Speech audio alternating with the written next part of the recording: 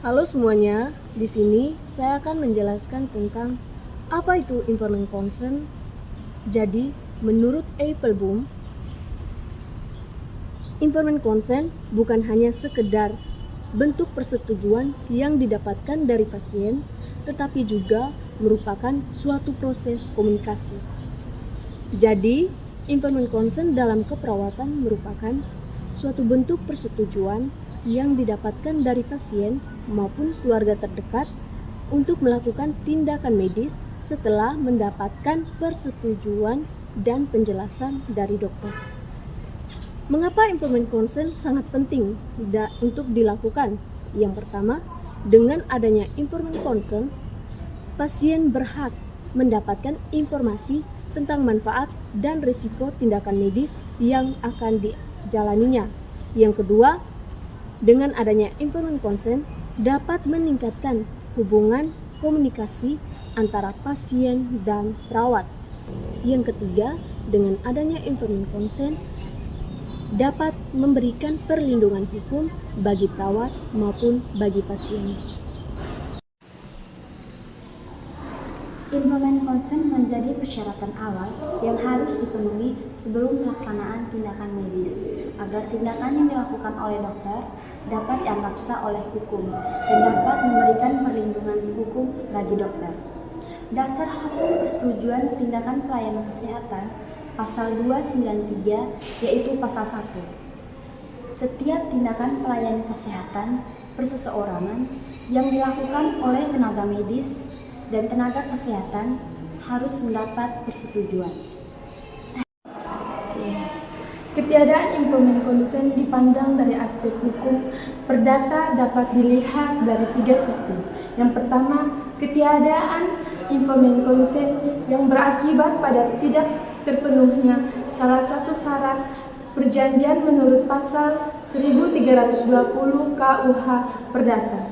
Yang kedua, ketiadaan informed consent yang digolongkan sebagai one prestasi. Yang ketiga, ketiadaan informed consent yang digolongkan sebagai perubahan melawan hukum berdasarkan pasal 1365 KUH Perdata. Apa sih langkah-langkah yang diambil perawat untuk memahami dan menyetujui? Yang pertama, melakukan pengkajian awal. Identitas kebutuhan pasien, kondisi kesehatan, dan tingkat pemahaman pasien. Yang kedua, memberikan informasi yang jelas. Jelaskan secara detail tentang prosedur, tujuan, tindakan, manfaat, resiko, dan alternatif tindakan yang akan dilakukan. Yang ketiga, menggunakan media pendukung. Gunakan gambar, diagram, atau alat bantu lain jika diperlukan untuk memperjelas penjelasan. Yang keempat, memastikan pemahaman pasien. Tanyakan kembali kepada pasien apa yang telah mereka pahami. Yang kelima, mempertimbangkan kondisi psikologis. Berikan penjelasan secara tenang dan tidak terburu-buru, serta menghargai emosi pasien seperti kekhawatiran atau ketakutan dan menanggapinya dengan empati. Yang keenam, melibatkan keluarga. Jika pasien merasa lebih nyaman dalam proses penjelasan dan pengambilan keputusan. Yang ketujuh, memastikan persetujuan tertulis. Jika tindakan memerlukan persetujuan tertulis atau informed consent, pastikan pasien benar-benar memahami isi dokumen sebelum menandatanganinya. Jelaskan kembali isi dokumen jika ada bagian yang membingungkan. 8. Dokumentasi. Catat semua informasi yang telah diberikan, tanggapan pasien, dan tindakan yang diambil. 9. Menghormati keputusan pasien. Jika pasien menolak tindakan, hargai keputusannya dan berikan alternatif lain atau penjelasan tambahan jika diminta. 10. Evaluasi berkelanjutan. Setelah tindakan dilakukan, pastikan pasien masih memahami dan setuju dengan prosedur yang sedang berlangsung.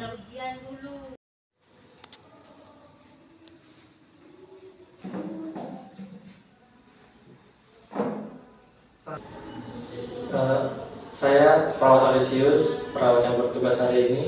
Jadi dokter sudah meresepkan transfusi darah untuk ibu. Iya Pak, saya sudah dengar dari dokter, tapi saya tidak tahu detailnya bagaimana tentang transfusi darah.